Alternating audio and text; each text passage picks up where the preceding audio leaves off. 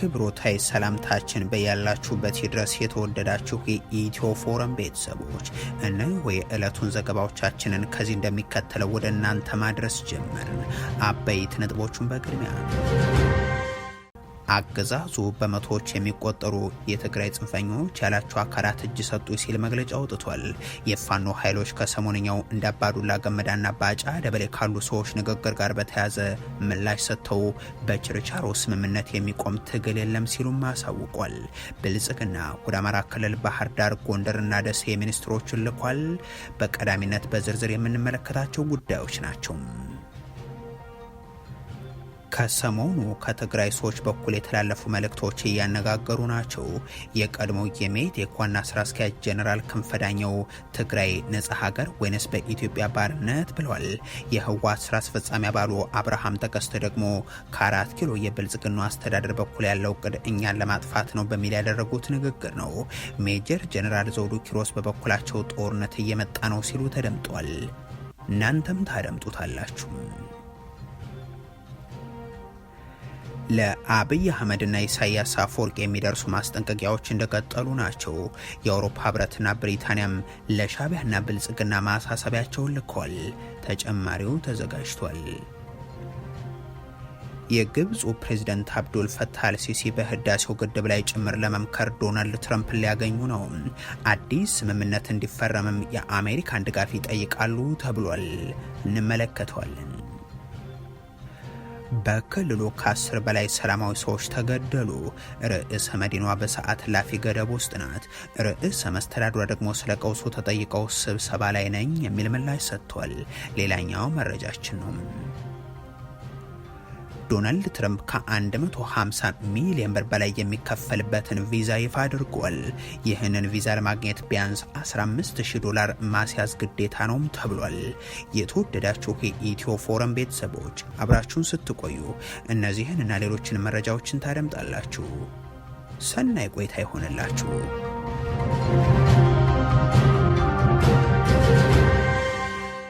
አገዛዙ በመቶዎች የሚቆጠሩ ጽንፈኞችን በትግራይ ክልል እጅ ሰጡ ሲል መግለጫ አውጥቷል። የፋኖ ኃይሎች ከሰሞኑ እንደ አባዱላና ባጫ ደበሌ ካሉ ሰዎች ንግግር ጋር በተያያዘ ምላሽ ሰጥተው በችርቻሮ ስምምነት የሚቆም ትግል የለም ሲሉም አሳውቋል። ብልጽግና ወደ አማራ ክልል ባህር ዳር፣ ጎንደርና ደሴ ሚኒስትሮችንም ልኳል። አሁን በአማራ ክልል እየተደረገ ካለው ውጊያ ባሻገር ፕሮፓጋንዳው በብልጽግና በኩል ከፍተኛ ትኩረት የተሰጠበት ነው። የእጅ ሰጡ ዘመቻ ላይ የሚገኘው አገዛዙ በፊልድ ማርሻል ብርሃኑ ጁላ በኩል በአማራ ክልል በበርካታ ዞኖች ጀነራል መግባይ ኃይል ካደራጁት የፋኖ ኃይል ጋር ተዋጋሁ ብሎም ብዙዎችን ፈገግ ያስባለ መግለጫን ከወራት በፊት አውጥቶ ነበር። እነሆ አሁንም ከሰሞነኛ የእጅ ሰጡ ፕሮፓጋንዳው ጋር ይህንኑ የትግራይ ጽንፈኛው ኃይል ጉዳይን እንደገና አምጥቶታል።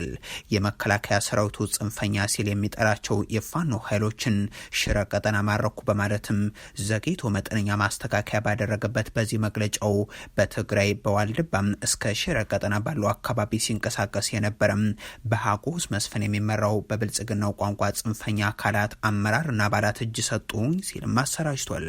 በቁጥርም ከ160 የሚልቅ ወዶ ገብ ነው ይላል። አገዛዙ ጽንፈኛው የሚለው ኃይል ፋኖ ሲሆን እስካሁን ትግራይ ውስጥ ድረስ ግን ገብቶ እየተንቀሳቀሰ ስለመሆኑ ገልጾ አያውቅም። ይህ የአገዛዙ ሹማምንትና የሰራዊቱ አመራሮች ክስና ዛቻም አሁንም እንደቀጠለ ይገኛል። የምስራቅ እዝ አዛዡ ሌተናንት ጀነራል መሐመድ ተሰማ ለ2 ዓመታት ያሉትን ዛሬም ደግመው ተናግረውታል። ጽንፈኞች በደረሰባቸው ምት ምክንያት በዋሉበት ማደር ወደማይችሉበት ደረጃ ደርሰዋል ሲሉም ገልጸዋል። የአማራ ክልሉን ጦርነት የውክልና ጦርነት ሲሉ የሚናገሩት እኒሁ ጀነራል የኢትዮጵያ ጠላቶች የሚዘውሩት ነው እያሉም ቀጥሏል። ከዛም በስም ጠቅሰው ፋኖ ከግብጽ ከህወሓትና ከኤርትራ ጋር ሆኖ ሰራብን ብለዋል። በእርግጥ ዛሬ ፍኖተ ሰላም ላይ ጀነራል መሐመድ ተሰማ እንዲህ ኤርትራ ጋር ሰሩብን ያሉበት ንግግር ከ3 ዓመታት በፊት ይሉት የነበረውን አንድ ንግግር ለማስታወስ ያስገደደ ሆኗል። የኢትዮጵያና የኤርትራ አዲሱ በእኛ ትውልድ የተሰራው ታሪክ ደግሞ የኤርትራን ዩኒፎርም አውልቆ በማልበስ ወታደሩ ምሽግ ነው ያለው፣ ሲቪል ልብስ የለውም፣ ከሚበላት ላይ ቀንሶ በማጉረስ ሰውነቱን በማጠብ ከፍተኛ የሆነ ታሪክ ከዘመን ወደ ዘመን የሚያሻግረው የአብሮነት ታሪክ ሰርቷል።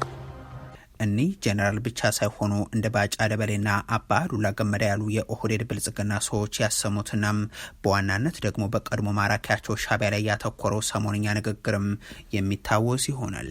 የእነዚህን የአገዛዙ ሰዎችና እጅ ሰጡ የተባሉትን ግለሰቦችን በተመለከተ ደግሞ ከፋኖ አመራሩ በኩል ምላሽ ተሰጥቷል።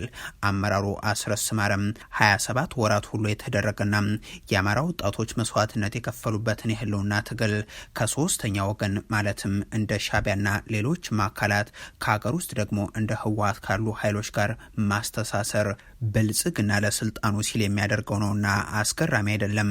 ነገር ግን እጅ ሰጠን የሚሉ ሰዎችም ይሁን ይህንን ትግል እንደሚደግፉ ገልጸው የሚያውቁ አካላት ያልተጨበጠ ነገር ይዘው ለባንዳነት የሚያደርጉት ሩጫ ግን አሳፋሪ ይሆናል ሲሉም ተደምጧል። ማንም የትኛውም ኃይል እዚህ ጦርነት ላይ እዚህ የፋኖ ተጋድሎ ላይ ቤሳቢስቲን ኮንትሪቢዩሽን የለውም። ይሄን በእርግጠኝነት ነው የምናገረው። አንድም ሰባራ ነገር ለፋኖ ኃይል ለአማራ ህዝብ የህልውና ትግል ድጋፍ ያደረገ በሐሳብም በማቴሪያልም በቅድም በምንም ለምን አገዛዙ ያንን ያነሳል? የትግሉን አጀንዳና ኮዝ ከአማራ ህዝብ ልብ ማውጣት ስለሚፈልግ ብቻና ብቻ ነው። በየትኛው ሂሳብ ነው ሻዕቢያ ወይ ኤርትራ መንግስት ፋኖን ያደራጀው? በየትኛው ሂሳብ ነው ሱዳን ፋኖን ያደራጀው? በየትኛው ሂሳብ ነው ህወሓት ፋኖን ያደራጀው? ይሄ ጦርነት መቼ ነው የተጀመረው? ይሄ ጦርነት እኮ የተጀመረው እነኚህ ኃይሎች ግጭት ውስጥም ሳይገቡ ጭምር ነው። አብይ አህመድ ወይም የፌዴራል መንግስት የሚባለው በኦፊሻል ስሙ ከእነኚህ ኃይሎች ጋር ግጭት ውስጥ እኮ አልነበረም። እኛ ከአብይ አህመድ ጋር ጦርነት ሲጀምር ይህ አጀንዳ መቼ ነው የመጣው? ጦርነቱን ከጀመርን ከ2 ዓመታት በኋላ። ታዲያ ከ2 ዓመታት በኋላ ነው እንደ ሰንበዲ ብድግ ብሎ ከመሬት የሚያደራጀን? እነኚህ እጅ ሰጡ እና የክዱ ፈሪዎች ይህንን ቋንቋ ቢናገሩት አይገርመኝም። የጠላት ቋንቋን ትግሉን እንደግፋለን የሚል በየትኛውም የድርጅት ድጋፍ ውስጥ ያለ አካል ግን ይህንን ትግል ህይወቱን ደሙን እየሰጠ የግል ህልማችንን ጭምር እየሰዋን በምንመራው ትግል ውስጥ ይህንን ትግል ለሶስተኛው ግን አሳልፎ መስጠት ነውረኝነት፣ ክደት፣ መስጠልነት ነው። ከሰሞኑ የሚደረገው እንደ ባጫ ደበሌና አባዱላ ገመዳ ያሉ የብልጽግና ሰዎች ንግግርም ከጊዜያዊ ፕሮፓጋንዳ የተለየ ነገር የለውም ሲሉ የሚገልጹት አመራሩ ምርኮኞቹም ወደ ማረካቸው ሻዕቢያ የሚያደርጉት አንድም ዘመቻ አይኖርም የለምም፣ ለጊዜው ዋነኛ ጠላታችን ነው የሚሉት ፋኖ ላይ ለመዝመት የሚያደርጉት በህዝቡ ዘንድ ተቀባይነትን ለማግኘት የሚደረግ የፕሮፓጋንዳ ርብርብ አካል እንጂ ሲሉም አክሏል። ለባንዳነት የሚደረግ የመውጫ ፍለጋ መቆም አለበት፣ መወገዝ አለበት። አማራ እጅ የሚሰጥበት ዘመን ላይ አይደለም። ይህንን ጦርነት ከተሸነፈ አማራ ዘላለማዊ ስብራት ውስጥ ዘላለማዊ ጥፋት ውስጥ የሚገባበት ሁኔታ ነው የሚፈጠረው። ሌሎች የኢትዮጵያ የፖለቲካ ኃይሎች በኢትዮጵያ ህልውና ላይ አንድነት ላይ የማያወላዳ አቋም ያላቸው ከጎናችን እንዲሰለፉ ስራዎችን ስንሰራን የቆየ ነው። አሁንም እንሰራለን። አማራ የተነሰነሰበትን መሰረተ ቢስ የጥላቻ አቧራ እናራግፋለን። ትጥቅ ሊያስፈቱን የመጡትን ኃይሎች ስናረግ እንደከረም ነው ጥርሳቸውን እናወልቃለን። በክልሉ እየተካሄደ ያለው ጦርነት አገዛዙ በበርካታ የፕሮፓጋንዳ ተግባራቱ እያጀበው ያለ ነው። በጎንደር፣ ባህር ዳር እና ደሴ ከተሞችም ሹማምንቱን ልኮ ስብሰባን አከናውኗል። ወደ ደሴ አወሉ አብዲ የተባሉትን የሽመልስ አብዲሳን መከተል፣ ወደ ባህር ዳር አዲሱ አረጋ የተባሉ የኦህዴድ ሰውን፣ እንደዚሁም ወደ ጎንደር ደግሞ ሙፈሪያት ካሚልን ነው የላከው። ከዚህ የፕሮፓጋንዳ ስራው ጎን ለጎን ደግሞ የሚያከናውነው በከባድ መሳሪያ የታገዘው ውጊያውም እንደቀጠለ ይገኛል። ትናንት በጎጃም ቀጠና ሶሊበን፣ ከትናንት በስቲያ ደግሞ ሰሜን ሸዋ ዞን ጊሼ የተለያዩ ስፍራዎች ላይ የተፈጸሙ የድሮን ጥቃቶችም የዚህ ውጊያ ይዘትን የሚያመላክቱ ይሆናሉ። ከሰሞኑ ከትግራይ ሰዎች በኩል የተላለፉ መልእክቶች እያነጋገሩ ናቸው። የቀድሞው የሜቴክ ዋና ስራ አስኪያጅ ጀነራል ክንፈ ዳኘው ትግራይ ነጻ ሀገር ወይንስ በኢትዮጵያ ባርነት ብለዋል። የህወሓት ስራ አስፈጻሚ አባል አብርሃም ተከስተ ደግሞ ከ4 ኪሎ አስተዳደር በኩል ያለው እቅድ እኛን ማጥፋት ነው በሚል ያደረጉት ንግግር ነው። ሜጀር ጀነራል ዘውዱ ኪሮስ ደግሞ ጦርነት እየመጣ ነው ሲሉ ተደምጧል። የነዚህ የትግራይ ሰዎች ንግግር የክልሉን ወቅታዊ ሁኔታ በግልጽ የሚያሳዩ ናቸው። በዚህ ሰሞን ያነጋገሩ ከሰነበቱት ማብራሪያዎች መካከል የቀድሞ የሜቴክ ዋና ስራ አስኪያጅ የሆኑት ጀነራል ክንፈ ዳኘው በቀዳሚነት የሚጠቀሱ ናቸው። በትግራይ ክልል የስትራቴጂካዊ አመራር ችግር መኖሩን አንስተው ውጫዊ አካላትን ላጋጠመን ውድቀት ተጠያቂ ያደረጉ የመቀጠል ፍላጎት በትግራይ ክልል አለ ሲሉ ተችቷል። በጀትን ጨምሮ ተከለከልን እያሉ ትግራይ ላይ የተነሳ ኃይልንም እየከሰሱ ከመቀጠል ይልቅ መፍትሄን መፈለግ ነው ትግራይ የሚፈልገው ሲሉም አክሏል። ከአማራ ከአማራና የኤርትራ ህዝብ ጋር ዘላለም በጥርጣሬና በጠላትነት መኖር አይቻልም፣ እንዴት በመካከላችን ያሉ ችግሮችን መፍታት እንችላለን የሚለው ላይ እንስራ የሚል ሀሳብም አቅርበዋል። ለአመታት በአዲስ አበባ ታስሮ የነበሩት የቀድሞ የሜቴክ ኃላፊ ጀነራል ክንፈ ዳኘው የትግራይ ህዝብ ሁለት ስትራቴጂክ ምርጫዎች አሉት፣ ከኢትዮጵያ ጋር ባርነት ወይንስ ወደ ነጻነት የሚሉ ናቸው ሲሉ የገለጹበት ደግሞ ከሰሞኑ አነጋጋሪ ሆነው ከሰነበቱ ጉዳዮች መካከል ይጠቀሳሉ። ስርዓትና ባልና ስርዓትን መስረት በሓደ ገጽ ኖ ተጸምዩና ባርነት ልቀበል ካሊ ገጽ የኢትዮጵያ ስርዓተ መንግስት እንዳንል አብይ እንላለን። አብይ ይኑር አይኑር እዛ ያለው ስርዓት ለትግራይ አደገኛ ነው። አንድ ግለሰብ አራዊት የሆነ እንደ አብይ አይነት ሰው ብቻውን ያደረገው ነገር የለም። የተዘረጋ ስርዓትም አለ። አሁን ትግራይ ውስጥ ልዩነት መኖር ያለበት ነጻ ሀገር እንመስረት ወይንስ ባሪያ ሆነን በኢትዮጵያ ውስጥ መኖር ነው ያለብን የሚለው ነው። ሁለቱን ምንየው የሚል መወላወል አያስፈልግም። ነጻ ሀገርና ስርዓት እንመስረት በአንድ በኩል፣ በሌላ በኩል ደግሞ ባርነትን ችለን እንኑር የሚል ልዩነት ነው መኖር ያለበት። ይህ የሚመሰረተው ግን የውስጥ ብቻ ሳይሆን አካባቢያችንን በሚለይ አሰላለፍ ይሆናል። ስትራቴጂክ ግንኙነታችን በወንድማማችነት ላይ ተመስርቶ ከኤርትራ ህዝብ ጋርም ነው መሆን ያለበት። የኤርትራው መንግስት በጦርነት ወቅት ያደረሰብን ጥፋትና ተጠያቂነቱ እንዳለ ሆኖም በትግራይ ነጻነት ላይ ምን ይላል የሚለው ግን መታወቅ አለበት። በተመሳሳይ መንገድ የአማራ ህዝብና ሌሎችም ህዝቦች ጋር ያለን ትስስርም ማደግ ነው የሚኖርበት። እኒህ ጀነራል ከብራካሾ ጋር ባደረጉት ቆይታ ይህንን ሲናገሩ ለእንግሊዙ ቻናል 4 የተናገሩት ሜጀር ጀነራል ዘውዱ ኪሮስ ደግሞ ራሳቸውን የትግራይ የሰላም ኃይል እያሉ የሚጥሩትና በብልጽግና እንደሚደገፉ የሚታወቁ ታጣቂ ኃይሎች መሳሪያ የማንሳታቸው ምክንያትን ሲያብራሩ ተደምጧል። ጀነራሏ ጦርነት እየመጣ ነው አይቀርም ይመስላል ብለው በትግራይ ያለውን ጨቋኝ ስርዓት ማስወገድ ደግሞ አላማቸው ስለመሆኑ ነው የሚናገሩት። ዋና ዓላማናትና ካብኡ ዘሎ ሓይሊ ምውጋድ በቀት ናይ ጭቆና ሓይለ የተዓፋነ ስርዓት ናይ TPLF ክውገድ ምግባር ዋናው ዓላማችን ህወሓትን ከትግራይ ስልጣን ማስወገድና የጭቆና ስርዓቱን ማፍረስ ነው።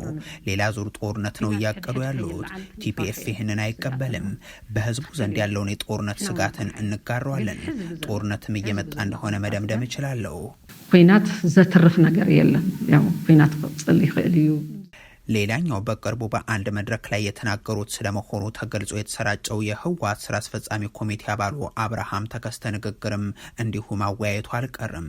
እኒህ የክልሉ ሽም በዋናነት በትግራይ ክልል ላይ ከ4 ኪሎ የብልጽግና አገዛዝ በኩል አንዣቧል ያሉትን ስጋት ነው የሚያብራሩት። ከብጽሑ ዝሓስብ ዘሎ ሓደጋ ብደንብ ተተረዳእናዮ መፍትሕውን ክነምጽእ ተኾይና ክንከላኸለውን ተኾይና ክንምክተውን ተኾይና ሓደጋ ብዝግባእ ክንርድኦ ክንክእል ኣለና። መጀመርያ ሕጂ ግልጽ ፖሊሲ እዩ ናይ መንግስቲ ኢትዮጵያ ግልጽ ፖሊሲ በትግራይ ህዝብ ላይ የፌደራል መንግስት ያሰበው አደጋ ከፍተኛ ነው። ልንከላከለው ከሆነ በጥልቀት ነው መታሰብ ያለበት። አጀንዳው ግልጽ ነው። ባህር ይላል፣ ኤርትራ ይላል፣ እገሌ ገሌ ይላል፣ ግን በፓርላማ ነግሩናል። በትግራይ ህዝብ ላይ ነው ያለው ፍላጎት። እኛን ማጥፋት ነው ፍላጎቱ። አሁን የመጣብንን አደጋም እንደ 2013 ያለ አይደለም። ሙሉ በሙሉ የማጥፋት ነው። ይህ አደጋ የተጨበጠ ነው። መፍትሄው ደግሞ መዘጋጀት። በቃ ጭቡጥ ስጋትኒ ለአብይ አህመድና ኢሳያስ አፈወርቂ የሚደርሱ ማስጠንቀቂያዎች እንደቀጠሉ ናቸው። የአውሮፓ ህብረትና ብሪታንያ ለሻዕቢያና ብልጽግና ማሳሰቢያቸውን ልከዋል። ትናንት ኢትዮጵያና ኤርትራ ባልጀርሱ ስምምነት መሰረት አንዱ የሌላኛውን የግዛት አንድነት ለማክበር ቁርጠኝነታቸውን ዳግም እንዲያረጋግጡም የተባበሩት መንግስታት ድርጅት መግለጹ የሚታወስ ነው። አሁን ደግሞ ሁለቱ ሀገራት ማንኛውንም ውጥረት ወይንም አለመግባባትን በሰላማዊና ዲፕሎማሲያዊ መንገድ እንዲፈቱ የአውሮፓ ህብረትና ብሪታንያን ጨምሮ ሀገራት ጠይቋል። ሀገራቱ የአልጀርሱን ስምምነት 25ኛ ዓመት አስታከው ባወጧቸው መግለጫዎች በኢትዮጵያና በኤርትራ መካከል ያለው ውጥረት አሳሳቢ ነው ብሏል። የአውሮፓ ህብረት የአልጀርስ ስምምነትና በድንበር ኮሚሽኑ የተወሰነውን የኢትዮጵያና ኤርትራ ድንበርን ሙሉ በሙሉ እንደሚደግፍም አክሏል። በ1993 በአልጀርስ እንደዚሁም በ2010 በአስመራ በተፈረሙት ስምምነቶች መሰረት ኢትዮጵያና ኤርትራ አንዳቸው የሌላኛቸው ሉዓላዊነት፣ ነጻነትና የግዛት አንድነትን እንዲያከብሩም ነው ህብረቱ ጥሪ ያቀረበው። የቀረበው። የአውሮፓ ህብረት እንደሚለው ጠቅላይ ሚኒስትር አብይ አህመድና ፕሬዚደንት ኢሳያስ አፈወርቂም ከዓመታት በፊት ስምምነትን ሲፈራረሙ ሁለቱ ሀገሮች የአልጀርሱን ስምምነትና በስምምነቱ በተቋቋመው የድንበር ኮሚሽን የተወሰነውን ድንበር ለማክበር ያላቸውን ቁርጠኝነት አረጋግጠው ነበር። ሁለቱ አካላት ማናቸውንም ውጥረት ወይንም አለመግባባትን ዲፕሎማሲያዊ በሆነ መንገድ መፍታታቸው ለቀጠናው መረጋጋት ቁልፍ ነው ሲልም ህብረቱ አሳስቧል። የግብፁ ፕሬዚደንት አብዱል ፈታህ አልሲሲ በህዳሴው ግድብ ላይ ጭምር ለመምከር ዶናልድ ትራምፕ ሊያገኙ ነው ተባለም። አዲስ ስምምነት እንዲፈረም የአሜሪካን ድጋፍ ይጠይቃሉም ተብሏል። ከሰሞኑ የግብፅ ሹማምንት በተለይም የውጭ ጉዳይ ሚኒስትሩ በድር አብድላቲም በኢትዮጵያ ሀብት አባይናም በህዳሴው ግድብ ላይ ያቀረቡት ተከታታይ ውንጀላ ያልተቋረጠ ነበር። አሁን ዘናሽናል ያወጣው መረጃ ደግሞም ይህ የካይሮ ጥረት የሚቀጥል ስለመሆኑ የሚያመላክት ነው። አልሲሲም ወደ አሜሪካ እንደሚያቀኑ ነው የተነገረው። ፕሬዚደንት አልሲሲ የኢትዮጵያዊ ህዳሴ ግድብ ከሁሉም የናይል ወንዝ ተፋሰስ ሀገራት ባለሙያዎችና ከአፍሪካ ህብረት ተወካዮች በተውጣጣ የባለሙያዎች ቡድን ስር እንዲተዳደር ፕሬዚደንት ዶናልድ ትራምፕ ኢትዮጵያን እንዲያሳምኑላቸው የመጠየቅ ፍላጎት እንዳላቸውም ከምንጮቹ መስማቱን ዘናሽናል ዘግቧል። ፕሬዚደንት ሲሲ በተያዘው ወር ወደ ዋሽንግተን አቅንተው ከዶናልድ ትራምፕ ጋር በግድቡና በሌሎችም ቀጠናዊ ጉዳዮች ላይ ለመወያየት ማቀዳቸውም የተመላከተው ፕሬዚደንት አብዱል ፈታህ አልሲሲ የትኛውም የናይል ተፋሰስ ሀገር ሌሎች የተፋሰሱ ሀገራትን ሳያማከር በናይል ወንዝ ላይ ግድብን እንዳይገነባ የሚያግድ ቀጠናዊ ስምምነት እንዲፈረም አሜሪካ ድጋፏን እንድትሰጥ የመጠየቅ ፍላጎት እንዳላቸውም ምንጮቹን ዋቢ አድርጎ ዘግቧል። የአሜሪካው ፕሬዚደንት ዶናልድ ትራምፕ በመጀመሪያው የስልጣን ዘመናቸው ኢትዮጵያ፣ ሱዳንና ግብጽ በግድቡ የውሃ ሙሌትና አስተዳደር ዙሪያ አስገዳጅ ስምምነት እንዲፈራረሙ ያቀረቡት ረቂቅ ስምምነት ተግባራዊ ሳይሆንላቸው ቀርቷል። የብልጽግናው መንግስት በወቅቱ የግድቡን ጉዳይ ወደ አሜሪካና ወደ ዓለም ባንክ መውሰዱን ተከትሎ ሀገሩ ወዳድ ኢትዮጵያን ባደረጉት ተጽዕኖ ምክንያት ከዛ ድርድር መውጣቱ የሚዘነጋ አይሆንም። ያን ተከትሎ ደግሞ ዶናልድ ትራምፕ ግብጽ ግድቡ ልታፈነዳው ትችላለች እያሉ ይዙት እንደነበርም የሚታወስ ይሆናል። በክልሉ ከ10 በላይ ሰላማዊ ሰዎች መገደላቸው ተሰማ። ርዕሰ መዲናዋ በሰዓት እላፊ ገደብ ውስጥ ናት። ርዕሰ መስተዳድሯ ደግሞ ስለ ቀውሱ ተጠይቀው ስብሰባ ላይ ነኝ የሚል ምላሽ ሰጥቷል። ሰሞኑን በጋምቤላ ክልል የተለያዩ ወረዳዎች በተፈጸሙ ጥቃቶች ንጹሐን መገደላቸውን፣ የሰዎች እንቅስቃሴ መገደቡንም የጋምቤላ ከተማ ነዋሪዎች አረጋግጧል። ነዋሪዎቹ በሰሞነኛው ጥቃት ብቻ ከ10 በላይ ሰላማዊ ሰዎች ተገድሏል፣ የቆሰሉም በርካታ ናቸው ያሉ ሲሆን አንዳንዶቹም የሟቾቹን ቁጥር ከዚህ በበርካታ ጥፎች የሚልቅ ይሉታል። በተለይ አቦል ወረዳና ኢታንግ ልዩ ወረዳ አካባቢዎች ንጹሃን ዜጎች እየተገደሉ ስለመሆኑም ጥቃቱ ከዚህ ቀደም የነበረ ቢሆንም በሰሞነኛው ሁነት ደግሞ የጸጥታ አካላት ጭምር ሟችና ቁስለኛ ስለመሆናቸው የሚያመላክቱ መረጃዎችም ከስፍራው እየወጡ ናቸው። ግድያው የሚፈጸመው በተለይም ተሳፋሪዎችና ከቦታ ቦታ ሲንቀሳቀሱ መንገድ ዳር በማድፈት በተሽከርካሪዎች ጭምር ላይ ሲሆን የክልሉ ፖሊስ በበኩሉ ተሳፋሪዎች ላይ ሞትና የመቁሰል ጥቃት መድረሱን ባለፉት ሳምንታት በተደጋጋሚ በሚያወጣቸው መግለጫዎች ላይ ጠቁሟል። የጋምቤላ አስተዳደር በበኩሉ ከቀናት በፊት በከተማዋ ከምሽቱ 1 ሰዓት ጀምሮ መንቀሳቀስ የተከለከለ ስለመሆኑ ጠቅሶ የሰዓት እላፊ ገደብ እንደጣለ ነው። ስለ ሰሞንኛ ጥቃቶቹ ማብራሪያ እንዲሰጡ የጋምቤላ ክልል ርዕሰ መስተዳድር ወይዘሮ አለሚቱ ኡሞድ ከቲክባ ተጠይቀው በኋላ ደውላለሁ፣ ስብሰባ እየመራሁ ነው፣ ከ1 ሰዓት በኋላ ደውሉ ቢሉም በድጋሜ ሲደወልላቸው ግን ስልክ እንዳላነሱ ጣቢያው ገልጿል። ነዋሪዎች ደግሞ በሰሞንኛው ጥቃት የሟቾች ቁጥር ከ10 በላይ እንደሚሆን፣ ከዚህ በፊት የተገደሉት ደግሞ ከ40 እንደሚበልጡ ይገልጻሉ።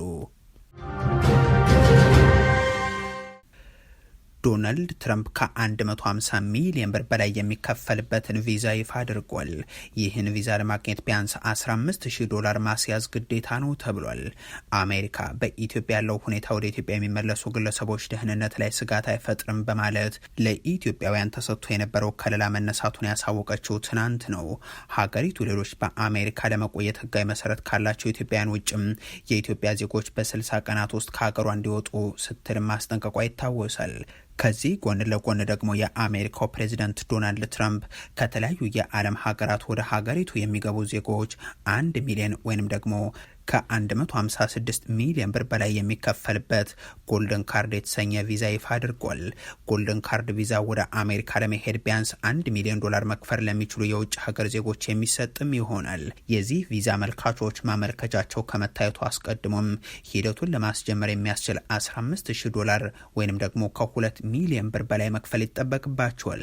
በሌላ በኩል አሜሪካ ወደ ሀገሯ ያለ ቪዛ የሚገቡ ወዳጆቿ ሀገራት ጎብኚዎች የ5 ዓመት የማህበራዊ ሚዲያ ታሪካቸውን እንዲያሳዩ ለመጠየቅ ማቀዷ ተነግሯል። ሀገሪቱ የማህበራዊ ሚዲያ እንቅስቃሴያቸውን፣ የኢሜይል አካውንታቸውንና የቤተሰብ ታሪካቸውን ለመጠየቅ ማቀዳለች። ባለፉት 5 ዓመታት የተጠቀሙበትን የስልክ ቁጥርና ባለፉት 10 ዓመታት የተጠቀሟቸውን የኢሜል አድራሻዎችን እንዲያሳውቁም ይጠበቃል። ያለ ቪዛ ወደ አሜሪካ መግባት የሚችሉ የአሜሪካ ወዳጅ ሀገራት መንገደኞች 42 ሲሆኑ እንግሊዝ፣ ጀርመን፣ ኳታር፣ እስራኤል እና ጃፓንም ይገኙበታል። በቪዛ ወደ አሜሪካ በሚመጡ ሰዎች ላይ የማህበራዊ ሚዲያ መረጃዎችን እንዲያቀርቡ መደረግ መጀመሩም የሚታወቅ ነው። የተወደዳችሁ የኢትዮ ፎረም ቤተሰቦች ለዛሬ ያሉን መረጃዎች ይህንን ይመስሉ ነበር። አበቃን። ቸር ያሰማን።